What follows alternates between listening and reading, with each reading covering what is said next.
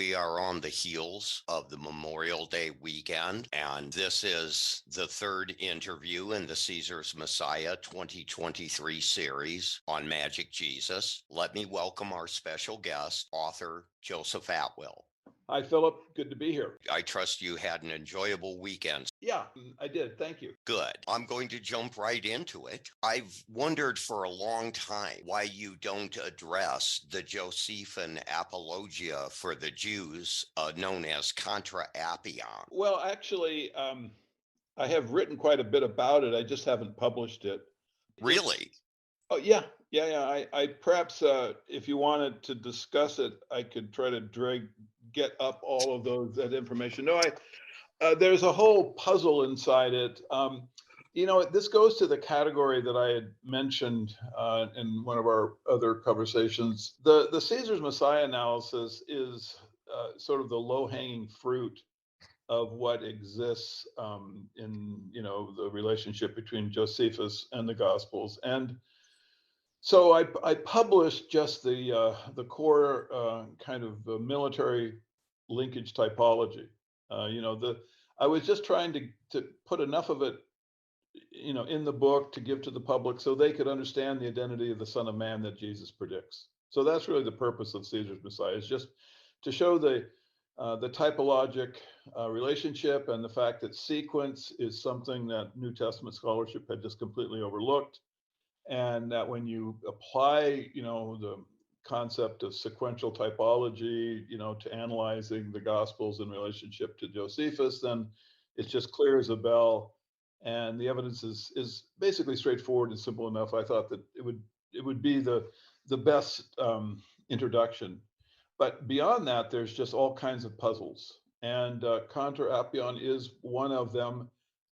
It's just I didn't want to get into too much of that because I knew that I would have enough to defend just with the military war typology. And if I got into some of the other puzzles that they were creating, that they're so abstract that they would be, what I was afraid of is that the criticism would just focus on the how far-fetched these relationships were. And it is a kind of building block, as I'm sure you're aware, Philip, is that you need to go through the very beginning of the typology to get to an understanding of the more complicated stuff. Because a lot of it is actually literally building blocks where they use elements from prior typologic connections in a new puzzle structure. And so I just thought that was too difficult for the reader to go through, and I would just spend all of my time just kind of in analysis with scholars in terms of the most far-fetched puzzles, because that would be how they would typically criticize particularly something as novel as the Caesar's Messiah theory. So I have a whole other book which it's interesting in that it's actually centered on a Shakespearean play, Timon of Athens, which is sort of the conclusion of the Shakespearean, response to the Flavian humor. And it has a whole, kind of discussion between Trajan and Domitian, which is linked into Suetonius, the letters to, Pliny the Younger's letters to Trajan. And so, I mean, you can see that it's just, it just gets very, very complicated. Anyway, sorry to be so long-winded, but so that's why I didn't bring out my thoughts on Contra Appian. And I have written them up, and there is this whole other book, which I will one day bring out. And it's one of the problems is that, my work gets so entwined with later authors, who are involved in kind of a cryptic response to the Gospels. And so it actually does end up inside of modern political problems and relationships. And so as the world goes forward, I try to, like the book is basically almost something that could never be finished because there's new things that can be added onto it. But anyway, at some point I'll bring it out. The Probably the next book that I would bring out is my analysis of like modern authors, and I would put out some of this in that. I have a lot of analysis of Huxley and even more modern like Ken Kesey and things like that. So anyway, that's it's in the future, and I'm grateful that there are a few kind of alert and imaginative scholars that are even interested in this stuff. And I'll definitely see if I can get some of the analysis to you so that you can give me your comments on it. Right. There are legends about Shakespeare that he was peculiarly dialed in on an understanding of ancient mystery cults and this sort of thing. Yeah, I mean, I wrote a book called Shakespeare's Secret Messiah, and I show that the plays are basically a specific response to the Flavian humor in the Gospels, and they're kind of uh, a, a kind of a reversing of the mockery that the Flavians made of the uh, Jewish Messianic rebels. And so the group that produces Shakespeare is aware of this. They know the structure of the comedy, and so they decide that they would do the same thing to the Roman literature that the Roman literature did to the Jewish kind of religious literature, and they created this very really black comic response to it. So when people say, well, Shakespeare seems to be aware of this, yeah, he was totally aware of it. I mean, it's the whole basis for his literature was, this cryptic, kind of understanding that is inside our culture, but never quite comes forward and articulates itself. I think high-level Freemasons are all aware of it, but it's part of their oath-taking structure, I suspect, that they don't, mention this to the public, that they know the real origins of the Christian literature. Right. In fact, one of the features I've noticed is the character in A Midsummer Night's Dream that ends up believing he's transformed into a donkey, and then the old legends about the Jews worshiping the donkey. Yeah, it's a completely clear description of the donkey humor in Shakespeare in that play. That's um, that play was actually decoded pretty well. I didn't spend a lot of time working on it. I read when I was doing my initial Shakespearean analysis. I read the plays in general, but didn't spend much time with it. I could see what they were. I mean, it was just self-evident what this all was. But I showed my analysis to a guy that I had worked with in the Gospels, a guy named John Hudson, and he then worked specifically on that play and did a theatrical production of it, I believe, in New York, where he, showed the Flavian level of humor within it. In Shakespeare's Secret Messiah, I focus on Titus Andronicus because it's really the beginning of the Shakespearean typology. It's the easiest to understand. And in that play, you have, well, Titus, so they aren't really going too far afield, metaphorically here. The character Titus, and he brings about a Last Supper where people are unwittingly eating human flesh. So it's an obvious reversal of the situation in the Gospels. And moreover, he even has in Titus Andronicus, you have a crucifixion scene where the stand-in for Josephus begs, the Roman commander to take the Messianic child down from the cross, and the child survives. So you have just a very transparent connection into sort of the Flavian typology, and they have a lot of the same names, so it helps people. It was with all these kinds of cryptic literary pieces. The author doesn't really want the public to be aware of them immediately, but definitely does want them to be understood. I mean, otherwise, why write the stuff? It's like, why would the Flavians create the typology in the Gospels? It's very, very hard to write, takes a lot of work, but they did it because of legacy. So, these plays are actually meant to be decoded. It's just that people didn't have the framework with which to understand them. May I make an observation, Of please? course, of course. Okay. Andronicus is a parallel name to Alexander. And we find with the Flavians even that they are still somewhat in the mythic shadow of Alexander the Great. Sure. I mean, these things are all in the thought world, and when you start, applying your understanding of history to the literature, you're definitely going to have a deeper understanding of it. Um, Andronicus, Titus Andronicus, the name was chosen because of Andronicai and 2 Maccabees. He was the one who stole things out of the temple, and so they're just using they don't call the character Titus Flavius, but Titus Andronicus, because Andronicus is a parallel to Titus Flavius in that he's one of the handful of people, like maybe 3 or 4 people, whoever actually broke into the Jewish temple and stole things out of it. So that was why the authors chose the name Andronicus.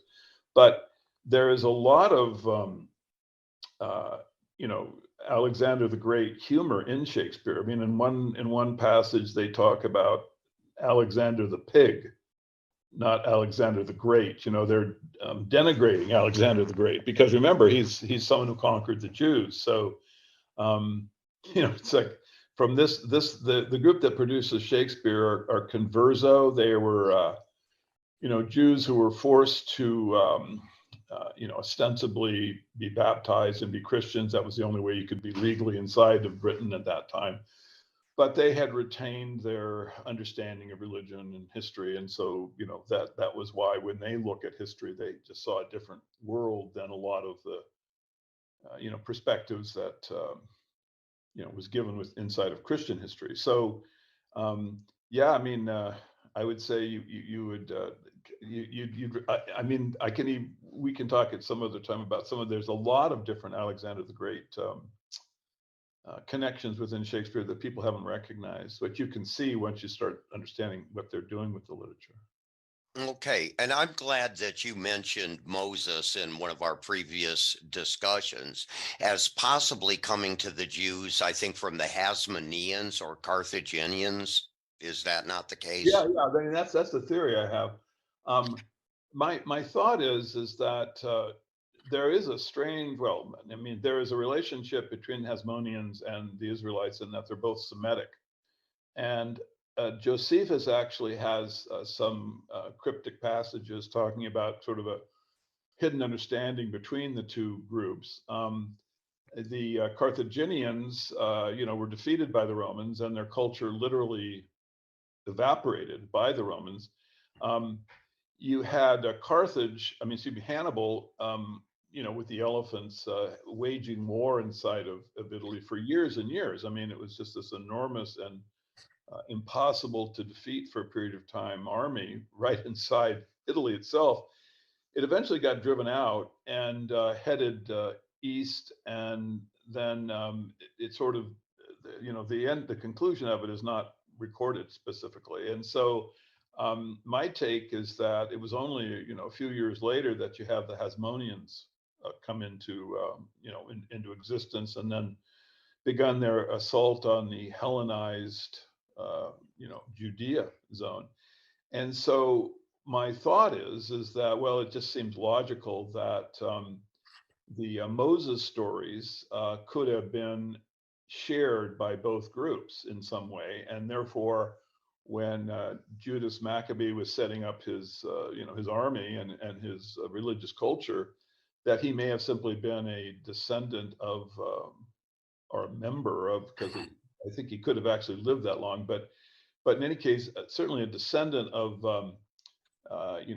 someone within Hannibal's army, and that was really the origin of then the Orthodox um, application of Judaism into the Hellenized world. And it kind of works in terms of historical logic because the Carthaginians would have been, obviously in no mood to have accepted any, kind of Hellenized culture into their world, having just fought this generations, of warfare with the Roman Empire. They would have been, I would imagine, they would have been opposed to all of it. So this is sort of, you can understand where the fundamentalism comes from. There's just nothing really known about the Jewish religion. I mean, you have some documents which, who knows exactly what the provenance is. But before the Hasmoneans, what really were the Jews? You have the David stories and the Moses stories, which are not particularly linked in any way, and not much else. And there's very little archaeologic evidence, just precious bits, and even that, it's kind of, you have to retrofit the literature on top of the scant archaeologic evidence to make any kind of, coherent history of the whole thing. So it's not very strong. And the idea of the Carthaginians bringing this literature into Judea, driving out the Hellenized, cultural elements, and then setting up a fundamental religion. It kind of makes sense. Now, if asked to prove this, I would say I can't. I don't have enough data points. I can only show logic and then conjecture from there. But I mean, it's as good an explanation as is given, and I think it would be a good platform for research, for heaven's sakes. I mean, this would make perfect sense to me, to start trying to link the Carthaginians and the Hasmoneans to see, what you can come up with.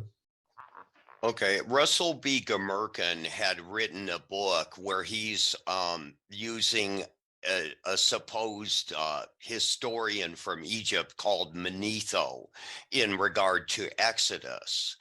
And I've noticed that scholars are kind of signing on to this. But weren't there really a number of Manethos that are we're really getting second hand or third hand, and we don't really know who Manetho is? That seems to me to be how it washes out. Right. I don't know specifically that storyline. I've never read Russell's work, but I would say, just in general, there is so much effort applied by modern historians to maintain the historicity of the characters that have been given, the authorship of the literature we have, that it's very detrimental to clear-minded thinking. I mean, for example, look at the authors of the Gospels, Matthew, Mark, and Luke. I mean, even though it's perfectly likely that you had committees producing this literature, but for some reason, the idea that these are, these unique individuals, and that they had control over the literature, even though, of course, you have, you know, verbatim passages in all three works, which couldn't possibly have emanated from more than one author. But still, and in fact, I'll just digress and point out that the whole synoptic problem is directly related to this phenomena, where rather than just accepting the literature and as we have it, and not pretending to believe we really understand who the authors were, the author is a name that has been given, possibly the author of the literature, but we can't just try to has that as a fixed idea and then defend it without some more evidence. What I would say, about like Gmerkin's idea is that there's the old adage that the Iliad wasn't written by Homer, but by someone who looked like him and had the same name. I mean, it's exactly that problem, is that we just don't have enough points of data to back up the assertion of this individual, that is producing the literature. In fact, I would even go so far to say that Josephus is also a nom de plume, and I'm sure a number of authors were involved in the project. I'm virtually positive. And certainly, for example, his Greek skills get better when the second book, Antiquities, is put out. And people have noticed this, and they've done some word analysis, and the explanation is, as well, he must have trained himself and improved his Greek, because the Greek in antiquity is a little bit better, a little more elevated. And that is far fetched, because in your adult life, when you're like over 50, as Josephus was when he was writing this stuff, you just don't make improvements in your language skills. Very, very rare. And so, I just think it's a far more natural explanation just to say, we have the literature, we have the name of someone who is claiming to be the author, but that's as far as we can take it. We should just keep an open mind. And I think that this gives it's just a better way to analyze the literature. You don't get, Okay. because the fact is they use the idea of an author, a single author, as sometimes in their propaganda, like Josephus, when he's supposed to be this Jewish priest and have all these Jewish connections, and then he comes to the understanding in a divinely inspired moment that the old covenant has been broken and the new covenant has come into existence, and it's with Rome. Well, Right. I mean, to me, that's like, okay. I mean, if you're buying into the historical Josephus, it's very far fetched. But if you just look at him as as the historical character that is being created by this literature, as having potentially propaganda purposes, and could well just be a nom de plume of who knows what organization, then I just think you're more clear-minded, and you come up with clearer analysis. It seems to me that the Jesus myth is the best thing that could have happened to Jerusalem, mythologically speaking, in that it now elevates them above the centers like Tyre, that were the centers of Phoenician, Canaanite sort of society previously. So if you get this great hero and he's killed right there in Jerusalem, and you're relating this to the destiny of this city, I see it as linking the Romans and the Jews in a very profound, powerful mythological way. Well, that's certainly what happened, isn't it? Um, Yes. as to what the purpose for the literature, I think the overt reasons would be one that it would be a tamer version of messianic Judaism that could more easily fit into the Roman Empire than the stuff you find in the Dead Sea Scrolls. And then beyond that, there's just the vanity of the Caesars. That was the real purpose, oddly enough, of the Gospels. It was just to create this vast typologic connections that end up with making it easy to identify the Son of Man that Jesus is predicting, and thereby indicating that the Roman Caesars were in fact the God of the Jews. This was just their little vanity moment, and that's why they went to all that trouble to produce it. Um, I mean, I know it's kind of anticlimactic after all of the power that the Gospels has had with our culture to come to that understanding, but that's just my analysis. Okay, now I've noticed that the Bible says that the king of Tyre is in Eden. Now, Tyre is that symbol of the Tyrian purple that defined the Phoenician people in the Greek mind, Greeks calling them red men or Phoenicians. Yeah, I mean, and of course the Phoenicians end up in Carthage, and these connections all swing back around. I think, and I wonder, do you think that there was kind of a royalty, because it's so often the case that the purple and is a kind of association of royalty, and perhaps that was just how the Carthaginians, who at one point would have been the power of the Mediterranean, would have perhaps been seen, and by the Judeans. Uh, Yes, definitely. Also, the mythic hero always puts on the red coat or the purple coat. And once he does this, he is a goner. Okay, he's going to go down. And it yeah. happens to Heracles. I could name off a short list of very famous mythic heroes, including Red Riding Hood, that this Uh, happens to. yeah. Yeah, it's interesting. I mean, I'd never considered that, but that's true. That Heracles is killed by the red coat. It's got the blood, Yeah. it's got the hydra venom on it.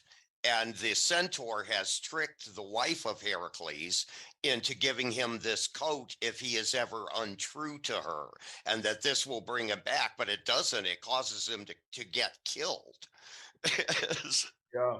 Well, uneasy is the head that wears the crown, and you don't want to wear the coat of divinity unless you've got good bodyguard system, because you end up being a target. That's what you got. And so this king of Tyre in Eden, Robert M. Price identifies as Adam or the Adam, whichever he is. Now, he is made from the red soil to begin with. Hmm. And I think it's a pun on Terra, that it's Yeah. marking him as the king of the earth, which is the ancient title of El, the god El. Yeah. Well, yeah, I mean, the analysis makes absolutely perfect sense to me. I'd have to like actually spend a bunch of time with it to come to a better, deeper understanding, but it certainly is logical. It's just that these connections are, they're just not the subject of not just New Testament scholarship, but just historical research in general, um, because they involve imagination and just to see the connections and logic. Um, and it's strange, isn't it? I mean, the whole historical approach to the Christian era and the pre-Christian era is just the I guess the excuse for its impotence is that it suffered from the infusion of faith for thousands of years, and this made hard-headed analysis more, well, impossible basically. And so therefore you ended up with, just it was ingrained that the gospels were in fact a kind of history, and this then made other kinds of analysis more difficult, right? You couldn't go into this kind of stuff because it had, obviously it could lead to an unraveling of the foundation of the history that leads up to Christ. So this could be a very interesting era in terms of historical both analysis and speculation. And um, I think speculation has also been dramatically reduced in ancient history because of Christianity and the faith, and it's really needed because it's through speculation that you get new theories. So we're looking for the strongest interpretive framework of all of the historical data we have, and I just think like particularly with Caesar's Messiah, you start seeing what you can do once you're away from the idea of, we're dealing with the histories of the gospel, when the power of the Christian memory that is inside Europeans is abates to the extent that, you start being able to just imagine whole other ideas, about, well, how did the gospels, and how did the whole history that led up to it, what, because let's face it, I mean, I would say that most of what we call of history and is used as historical data points could well just be oligarchic fictional literature for political purposes. Right, propaganda. Yeah. Might we not compare the New Testament to a Trojan horse hiding the Roman enemy within what appears as a divine tribute or gift to the Jews? Yeah, that's exactly right. And all And the educated people in the ancient world speak Greek, and they know about Troy. And that Troy was the big center for mythology for centuries. sure, exactly right. So Okay. you know this, you've laid out just a really good area for research, and um, I am hoping, and of course, I think everyone should hope that we kind of move into an area or an era that looks at the um, what has been given to us as history as in fact propaganda. I think it's important to understand what's been given as ancient history in this way, and it's certainly important to look at what media gives us as history in our current era, isn't it? So the idea of developing a more sensitive and alert consciousness toward the possibility of history as being false and in fact propaganda for social control. I think that's like the most important transition that humankind can make. I mean, it's actually, in my mind, it's very similar to the Enlightenment. You know how necessary that period was in order to, move beyond the feudal system.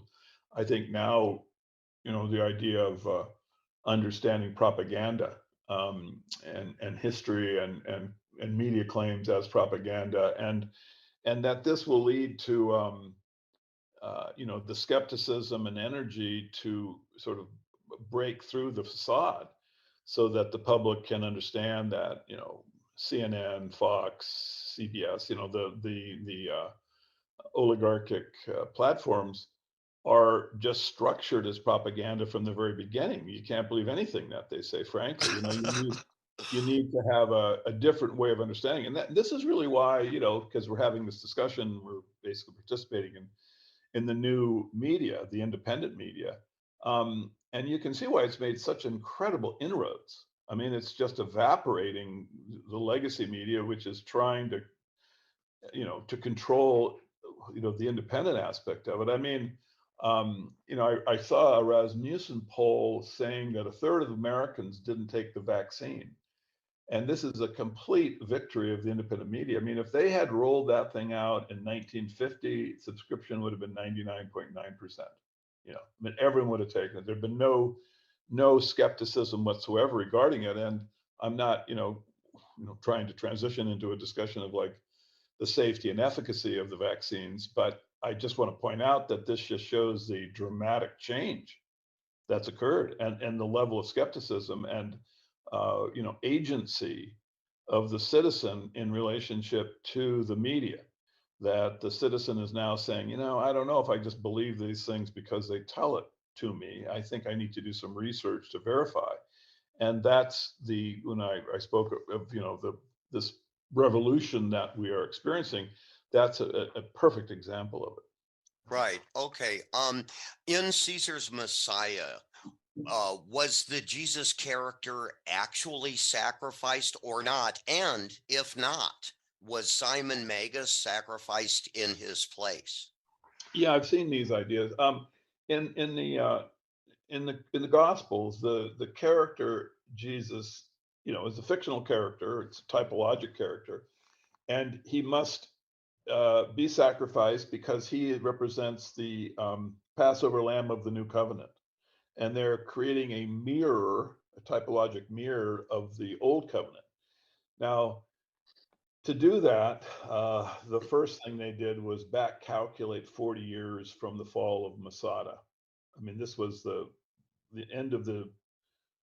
Actually, no. The point that they really originated everything from would have been the fall of the temple, and then from that they went 3.5 years into the future and claimed that was when Masada fell because they were trying to create a Daniel week of 7 years, right? So you, Right. you have the abomination of desolation, which is just overtly stated by Josephus as occurring at a particular point in time, and in fact, Whiston, the famous translator of Josephus, has a footnote saying, "Gosh, it's amazing. This is a miracle.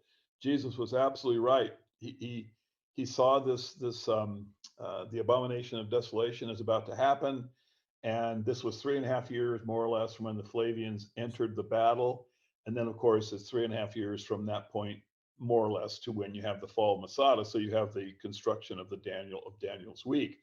Now that had to be aligned to the destruction of the temple, to the abomination of desolation that Daniel says occurs in the midpoint of a week. So this was how you get the chronology of the first century, is you get that the point of the abomination of desolation occurring, and from that, which is just before the temple falls, you get the construction of the week. But in addition to the fulfillment of Daniel's prophecy, you also get this creation of a new mirror, a typologic mirror to the first covenant, because you're creating a new covenant. So you have the old covenant, you have to get rid of that, but you're using the same elements to show that you are emerging from the hand of God is creating divine relationships, and this is how you know that this is the new divine religion on earth, is this new covenant. And therefore you have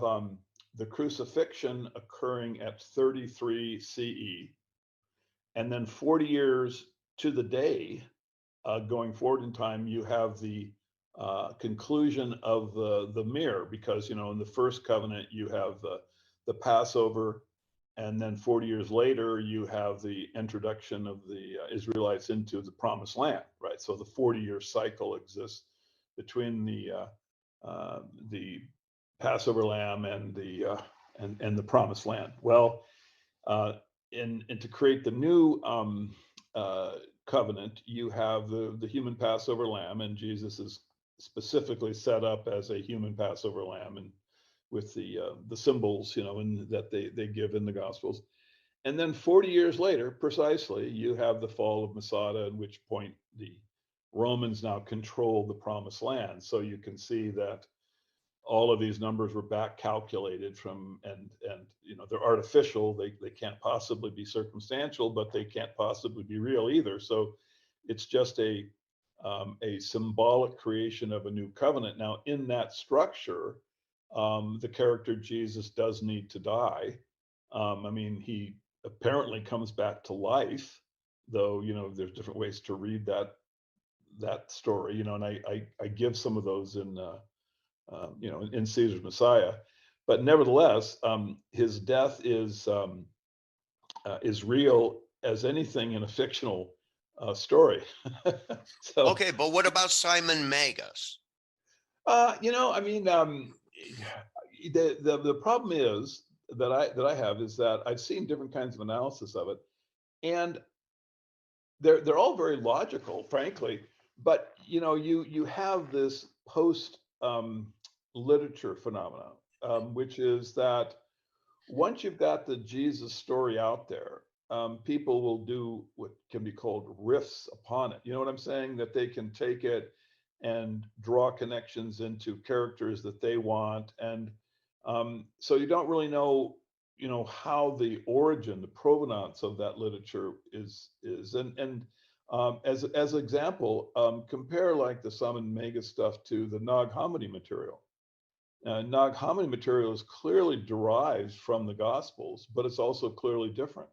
Someone has actually, gone to all the trouble of creating the Gospel characters and, using some of the Gospel story, but then weaving in their own political and theological, biases, to make their stories. And so with Simon, I think what happens is that, well, first of all, the character in the Gospel, Simon, is a typologic construction based upon the Simon who is the military leader of the rebellious Messianic movement.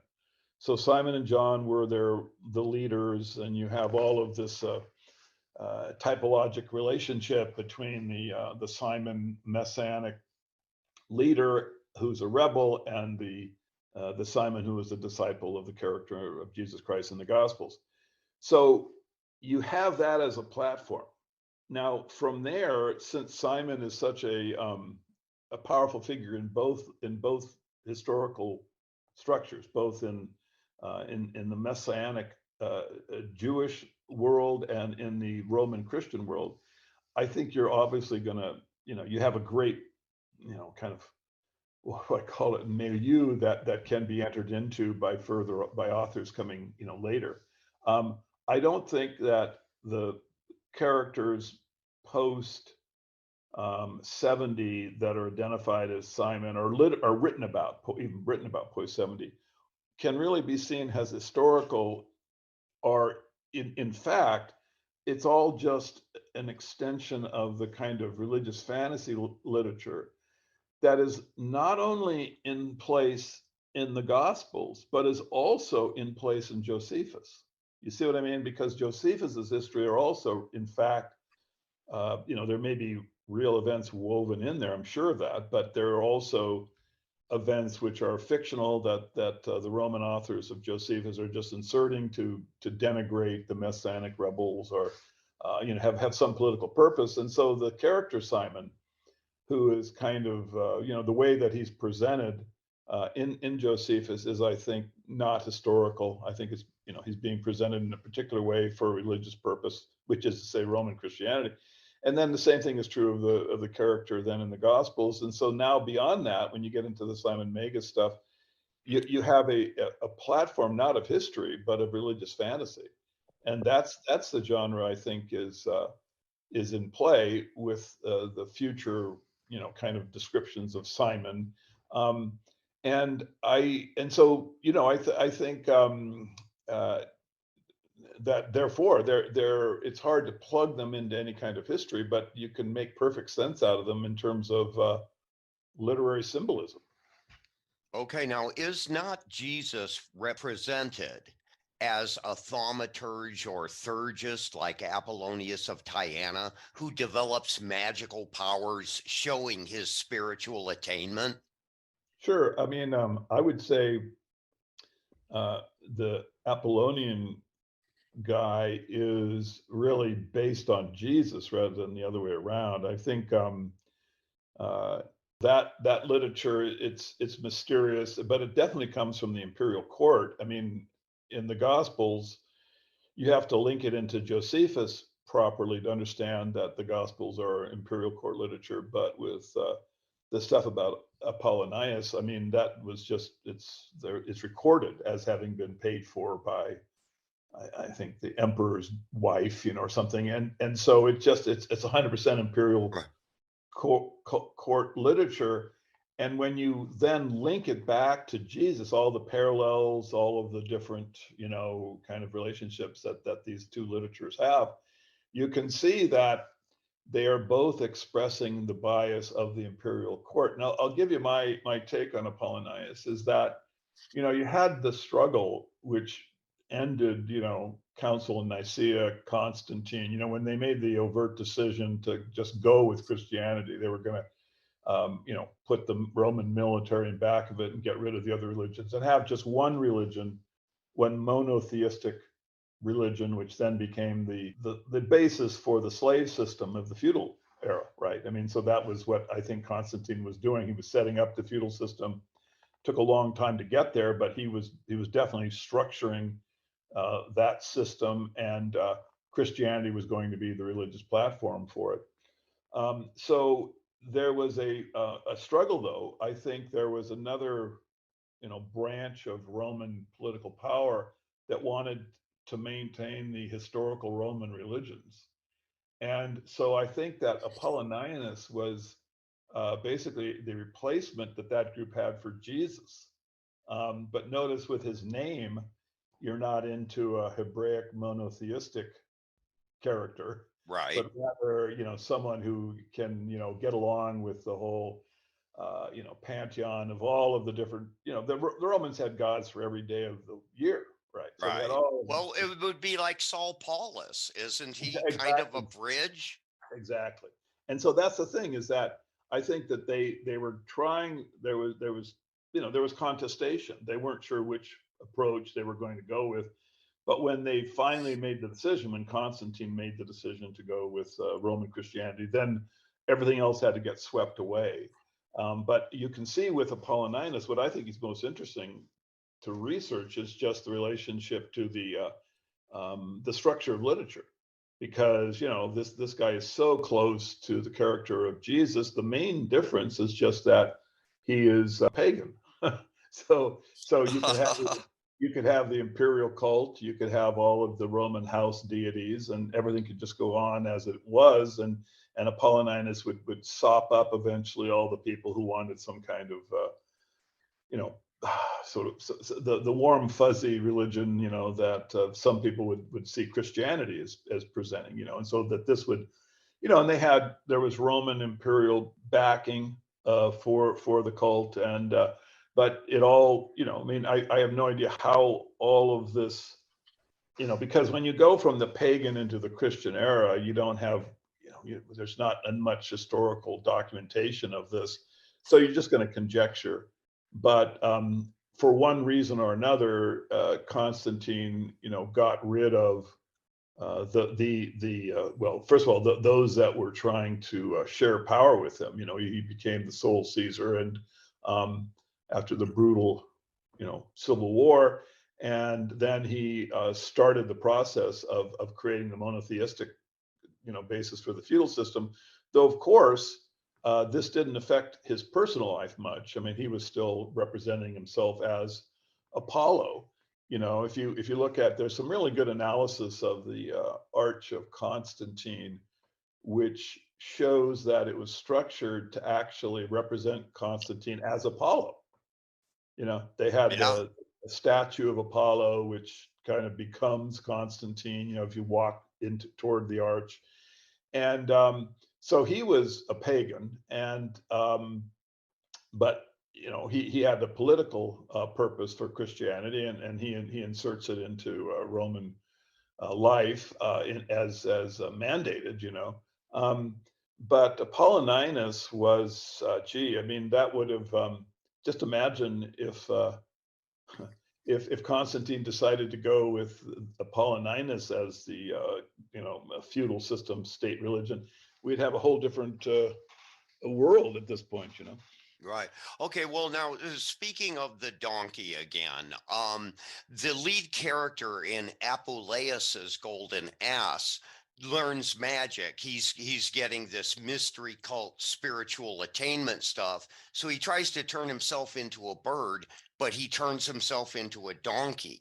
And then this thing just rolls on and on very satirically about how this donkey gets abused by everybody, and it's the people in the mystery cults doing it to him. And so finally, at the end of the thing, the very, very long story, he becomes an attorney, and he's had his fling with the mystery cults, and he takes a dim view of them. Yeah, You I, know? I think there's a lot there, and um, gee, this would be uh, it would be a conversation that we'd have to have a lot of preamble to, because there is so much metaphorical connection. But in Shakespeare's Caesar's Messiah, I have a chapter basically dedicated to the whole donkey ass's head um, tradition inside of Christianity. And Philip, this is a vast and far-reaching metaphor. It's typical of their style, and it's typical of the stuff I don't really want to discuss with people who haven't read the beginning, of the building blocks of typology, that I lay out in Caesar's Messiah.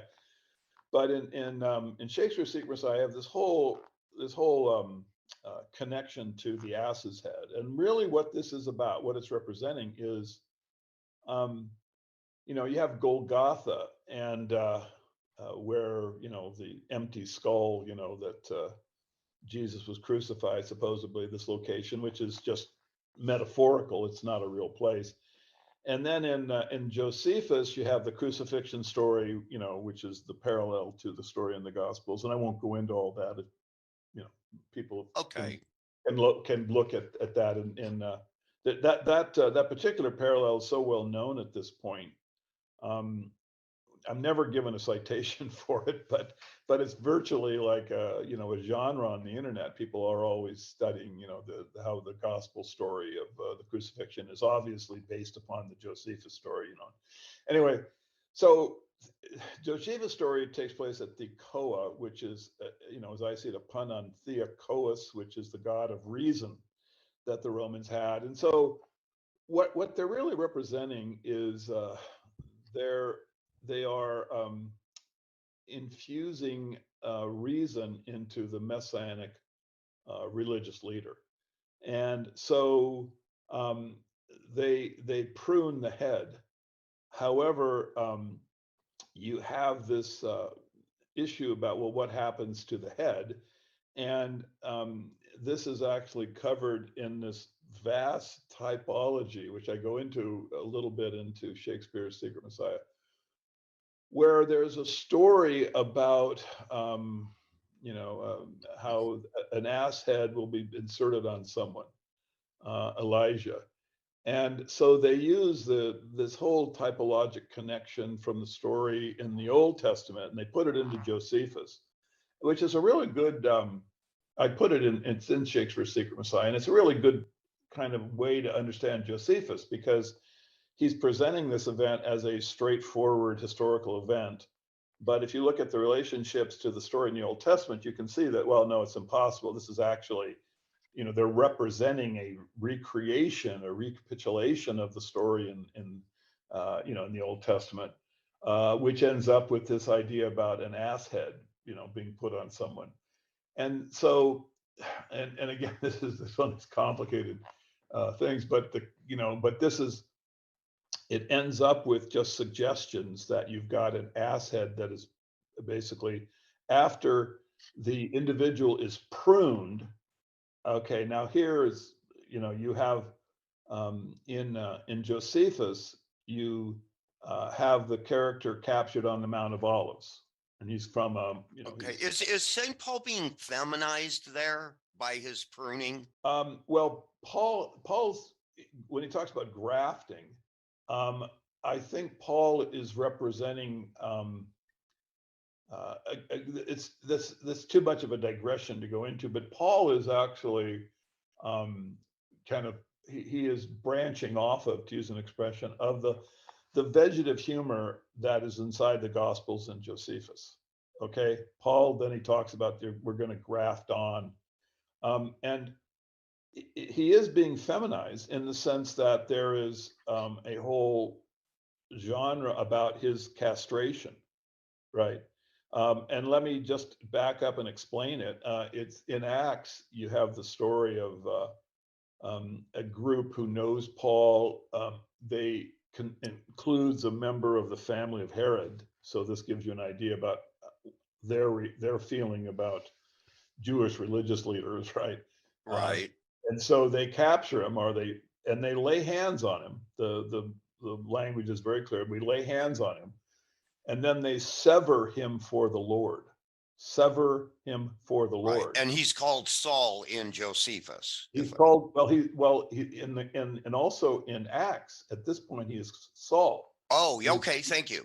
Right. So he's called Saul, but the next line, or actually a few lines later in Acts, you have the statement, Saul, now called Paul. Now, what was the reason for the transition of the name? Well, Paul means tiny. And in the passage above, Saul is severed. And so you see, it's actually a penis joke. Right. Erectile dysfunction was considered high humor in the ancient world, I think. Exactly. And so here they're goofing off of the circumcision, um, you know, tradition in Judaism, Right. but it's taking it to a Roman comic extreme where Paul is severed and therefore he becomes basically castrated, which is why he is now tiny. Paul is now tiny. Saul, now called Paul. So, Okay. so this is the feminization is one way of describing it. I mean, basically demasculization. And this is just Roman imperial cult humor. This is the kind of humor that they had concerning the Messianic Jews that rebelled, no doubt. It's inside their literature, and it then kind of pops up at various points in in what they present as this religious history of the pseudo Jewish messianic movement of Christianity. So. Okay, let me just read a couple things from the Bible very quickly regarding Paul. And I'd like to make the point that he is called a herald in parts of the Bible. It says, "For there is one God and one mediator between God and humanity, Christ Jesus, himself human, who gave himself a ransom for all, a testimony at the proper time. For this I was appointed a herald and an apostle. I am telling the truth, I am not lying, and a teacher of the Gentiles in faith and truth." And that's from, I think, Colossians or Timothy. Forgive me if I've got that wrong. Then in Philippians it says, "And I trust in the Lord that I myself will come soon. But I thought it necessary to send back to you Epaphroditus, my brother, fellow worker, and fellow soldier, who is also your messenger and minister to my needs. Now, the herald is both a military rank and a sacred office. And Paul gets compared to Hermes, in fact, even called Hermes in Acts, who is the herald god of the Greek tradition. Yeah. Um, I mean, Okay. I can't really comment on that other than to say it's completely coherent. And you know, Well, see, because I tried this with Price and they kind of talked over me, and you Price know, but the Price thing is, doesn't want to see him as a herald. Okay, well, but I right, know he's a herald. yeah, All right. I don't know if Robert really does want to see him in that. I think what you've done is you've just taken them out of the area where they can be kind of feel comfortable because they just haven't done the analysis, so they're not familiar with these concepts. You know, I mean, there's when you get into imagination and logical conjecture, right? Like this idea about the herald. Um, it's really tough because you're just outside of classic New Testament scholarship's historical playbook. Um, you know, they have this very tiny playbook if you think about it. You know, I mean, you've got the literature, and then you have some analysis that is agreed upon. You know, like Markian priority, something like this. You know, and these are the elements of what they think is Christian scholarship. And someone who looks at this literature and go, you know, this is really not making a lot of sense, and we should need to apply a different into speculation. You know, I mentioned early that one of the things that New Testament scholarship has suffers from, and in my opinion, because of the weight of Christian, of the power of Christian history, right, of it being history, of the story of Jesus as real, as reflecting some historical events, that there just hasn't been the kind of you know, vision of the literature as having metaphorical origin and meaning. It's really that simple. And even and I don't mean to denigrate Price, No, nor I, sir. he's probably the best classical scholar that we have. I I mean, agree. that would be my take on Robert. I But agree. but even someone like that, you can quickly get outside of, you know, his thought world because he can't study everything. Really, it's best if possible to put the stuff in text and try to get, you know, sort of exchanges between scholars on it, but that's so difficult to do. That's so very difficult to do. Okay, I mean, why does Paul teach from the hall of the Tyrannus in Ephesus? got me. I Okay, mean, because I think that's a great mystery. yeah, The tyrant can be seen as any king, even if he came to the throne legitimately. If he becomes tyrannical, he would have, even in the classical period, been referred to as a tyrannus. And so yeah, we have Oedipus Tyrannus as a very famous example of how he comes to power and it goes to his head. And the next thing you know, he wants to find the guilty man of killing the king, and he is the guilty man of killing the king. So he brings in the Greek Saint Paul, who is Tiresias. No, not Tarsus, but Tiresias. And Tiresias speaks truth to power. And this does not go well. Okay, you know, and Oedipus ends up gouging out his own eyes in final recognition that he is the guilty man, you know? well, So yeah, this I mean, is deep yeah, stuff. yeah, it's very deep stuff. And you know, the thing is they are, even though I haven't spent any time at all studying that stream of analysis, this is kind of the where I think you're going to find a lot of the Christian fantasy stories originate from, is they are connected into Greek mythology because that was such a, you know, strong component of the Roman thought world that they would use it. And let me explain why they would do that. Because the group to which they were addressing their really deep and sometimes comic connections, like say just take your analysis as correct, right? Well, who are they writing that for? Well, they're writing it for their you know, the circle that they exist with intellectually. And that circle, we at least can know that they would have had really deep understanding of the Greek literature and mythologies, right? So that's really where we should be looking. In other words, your instinct is completely correct that this is kind of how we should start to deconstruct a lot of these Christian fantasy stories. They don't come from people who are Jewish individuals who have converted, or from people who are zealots for Christianity. They originate from Roman intellectuals who thought world would have been Greek mythology. Right. So That's what I like most about the Bible is its relation to the Greek myth. yeah, yeah. Well, that is if you try to find its historical connection rather than looking into the first century wandering around of a radical rabbi, look in Greek mythology, because this is really the basis. The historical basis is the historical mythological literature and stories that all of the Roman imperial court intellectuals would have known about, and also would have used as metaphorical structures with the knowledge that they could be understood. You see what I'm saying? You wouldn't write this stuff if you didn't think someone could ever understand it, and or found or praise you for having been so clever. So that's why the first place you want to look is in their thought world, and that is, of course, the Greek mythologic stories and the Greek literature. Okay, now I've heard you identify the name Mary as signifying rebellion, and I don't disagree with that.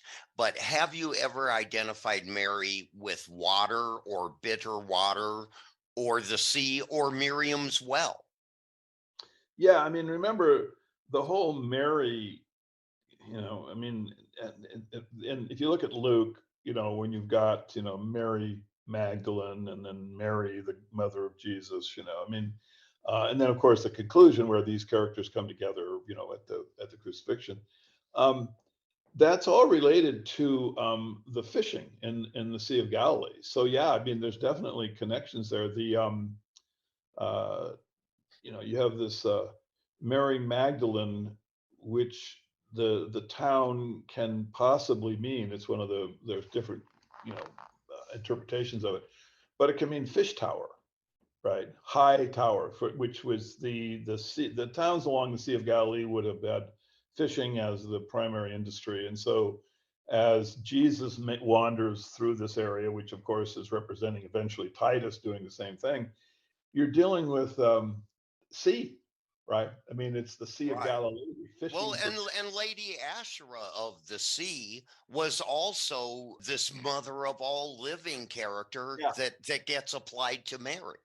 yeah. I just point out the obvious witticism, the surface, because again, there's depth and layers and things, but the Caesar's Messiah Bert connection, the one that helps make readers understand the surface layer of typology, is that they're all Marys because they all represent, the characters in the Gospels are representing the women in the Messianic movement that rebelled. So they're, by definition, all Marys. They're all rebellious females. Right. Have you ever seen Moses in the role of a sacrificial animal? That he's kind of used by God for this purpose of extracting the Hebrews from Egypt so that they can become the Israelites, but he's not allowed to enter the country. He's done, and then he is taken up Yeah, into it's heaven or interesting. whatever. Why they don't let Moses in, it's kind of it is a mystery. And of course, you have the mirror. There's always these one event links to the other. And to start out with, you have the sacrificial animal, right? The Passover lamb. And then Moses can't, at 40 years later, Moses, for some reason, can't go in. And then, moreover, providing a platform for your concept is the fact that the typologic connections between Jesus and Moses are very, very dense and overt. All right. The characters are being linked. And of course, Jesus is, in fact, a human sacrifice at the end of the story. So as is there kind of a deeper implication about what's going on in relationship between Moses and God? Is possible.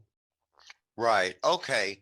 Might we compare modern day seminarians with the Sanhedrin in that it's presented as this kind of official governing religion, which kind of defeats the purpose of true religion? My take is that Christianity is a annex of the imperial cult, and it's created for, it has been used for social control. So yeah, I would certainly say that's a good, it is a false Sanhedrin. It's creating a legal structure basically for your slavery. And then this goes to, like our political moment, where they'll say, well, you need to take the vaccine, it's mandated, and the justification is that we're trying to implement herd immunity. Okay.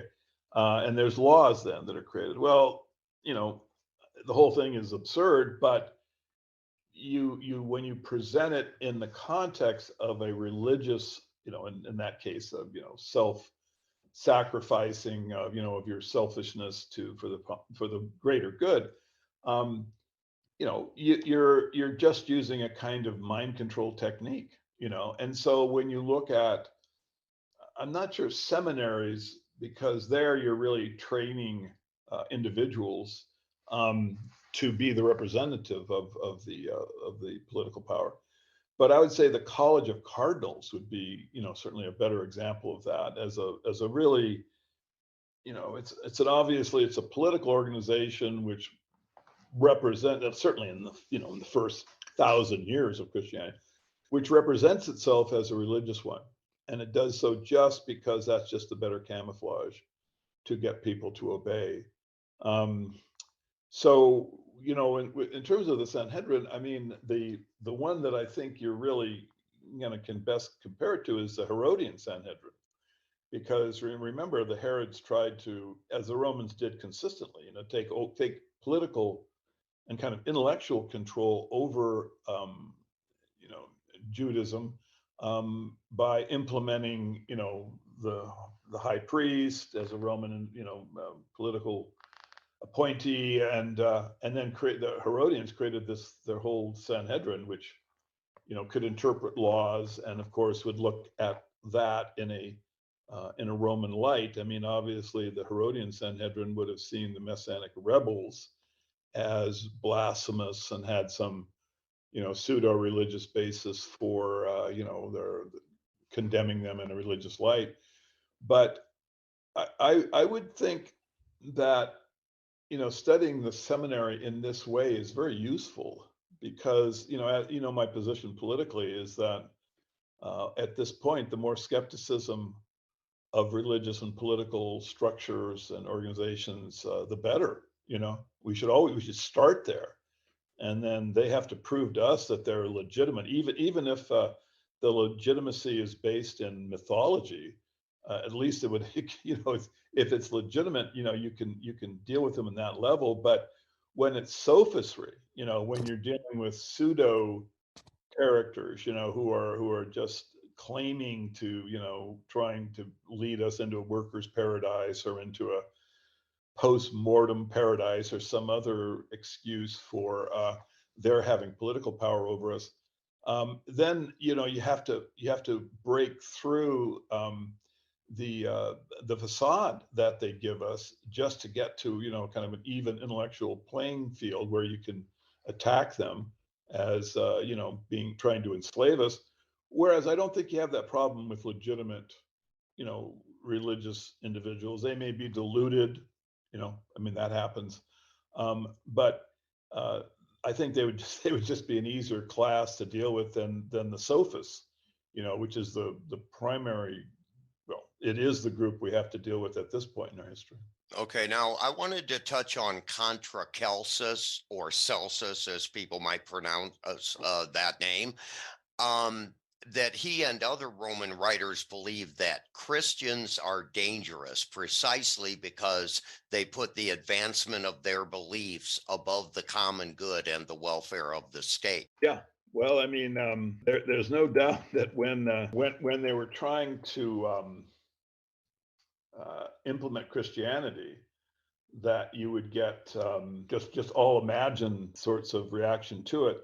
I've always thought that most of the Christian apologetics are just fictional polemics, where they set up someone who has contradictions of Christianity, and then the wiser, more profound person works through these things and exposes the person who's not thinking clearly. Um, so that would be my take on Contra Celsum. I mean, I know that Origen wrote it supposedly because some wealthy guy wanted, a way to respond to Celsus, and so that strikes me as suspicious. But I mean, these things are important. I mean, it's kind of useful to read them just because what's really invaluable about them is that you can see sort of the intellectual struggle that was going on behind the scenes. I mean, remember, this all leads up with Christianity becoming the state religion, but there was a struggle. It's the state religion in Texas, I'm pretty sure. Yeah, probably. Yeah. But so the thing is, there was this intellectual struggle that would have taken place between people who would think that the imperial cult and paganism is the way to go politically, as opposed to some group, obviously, that were thinking, nah, we got to go with Christianity. We need monotheism. I think monotheism was attractive to the imperial group because it just created a more narrowly defined kind of criteria for behavior, and whereas paganism, it just was so broad based that there was creativity possible because the gods would be in contradiction of one another, and this was just not a good ruling platform. I mean, I think this would be my conjecture as to why Christianity actually won out and became the Roman state religion, is they saw the power of the monotheistic control over the subjects as being what they could most easily use to set up a empire-wide slave state. I mean, think about how difficult that is to do. Imagine if you're sitting there like in the first century or the second century, and you're like a Roman emperor, and you're going, how can we ossify this? For my family, for Right. 1,000 years, we have the same structure. Well, you got to get rid of, public education. You got to make all these changes. Well, so and you got to get rid of paganism, because you really want monotheistic control. That is the single point of theology. Very narrow catechism training. And you end up with just very narrowly, the mental capacity has just been narrowed and narrowed. I mean, the real thing that was destroyed in the feudal system onset was the intellectual capacity of the European. So it was going to take a long time, and in that process, and I think before like the fourth century onset of Christianity as state religion, you had stuff like Contra Celsus. I mean, this representing the struggle, the behind the scenes struggle, and my point is, this literature is reflective, in my opinion, of that hidden struggle.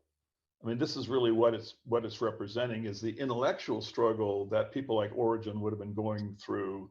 I don't see him as obviously as a sincere Christian. I think he's a Roman intellectual who's adopting this role for a political purpose, and he's producing this literature with the idea that it will, show the domination, intellectual domination that the Christian religion has over its critics. And Okay. so so that's how I look at all of that stuff. I mean, I look at Eusebius in the same way, all of his histories and things. I mean, I think, here's the sad truth. If you look at Caesar's Messiah and you just go through the analysis and you go, yeah, it's really clear, the Roman imperial court came up with this literature, for whatever purposes, vanity and for social control.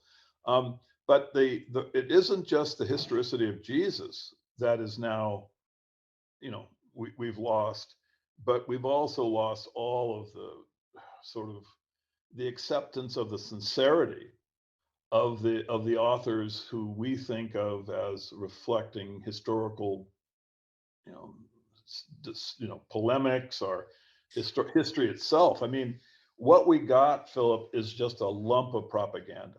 I mean, you look at all of the Roman histories, and I think everything that comes forward before the Enlightenment. I mean, it's just propaganda. Right. And They preferred traditions to history is what I see.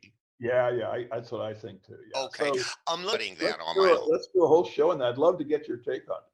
All right. Excellent, sir. I want to thank you for being with us today. Thank you for having me, Philip, and I'm looking forward to our next discussion.